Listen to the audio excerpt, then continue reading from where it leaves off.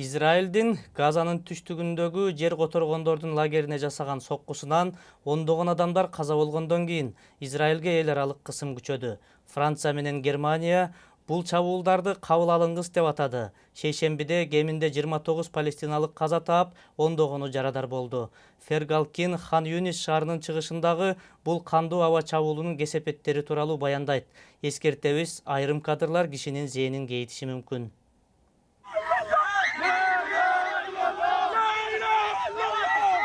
Абу Абединдин үйүндөгү кайгыга баткан аялдар. Алар иниси Мухаммедден айрылышты. Майыптыгы бар жаш балдарды окуткан Мухаммед 27 жашта болчу жана үйлөнүүгө камынып жаткан. Ал болочоктогу колуктуусуна бармак. Эмки аптада чек аралар ачылганда ал аны көргөнү барам деп жаткан. Мухаммед кош бол Газа деп тамашалап да койгон эле.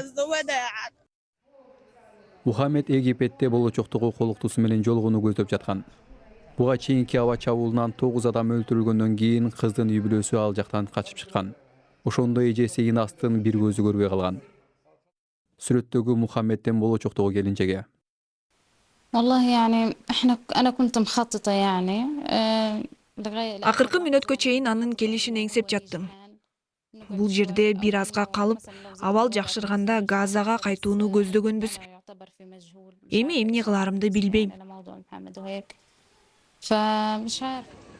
Израиль армиясы 7 октябрдагы кул салууга аралашышы мүмкүн делген Хамастын мүчөсүн бута калганын айтат. Бирок ал жерде алар 29 адамды өлтүрүп,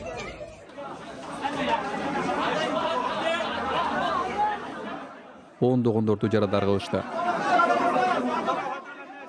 Алар бомбалыгуу кабылып, бир лагерден экинчисине көчүп конуп жүрүшкөн.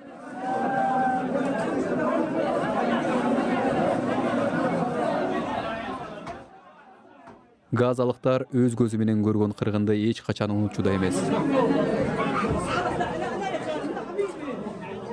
Адамдар бул жаш баланын башындагы сыныктарды алып, анын азабын жеңилдетүүгө аракет кылышууда.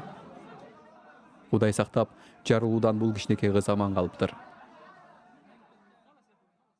Израиль жогорку тактыктагы бомбаларды колдонгонун жана аба чабуулуна байланыштуу жагдайды териштирип жатканын айтып актанды. Мугалим болуп иштеген Мухаммед Абеддин сөөгүн эжелери шаршемби күнү жерге беришти. Алар инисине жана балдарынын келечегине кайгыруудан башка аргасы жоктой.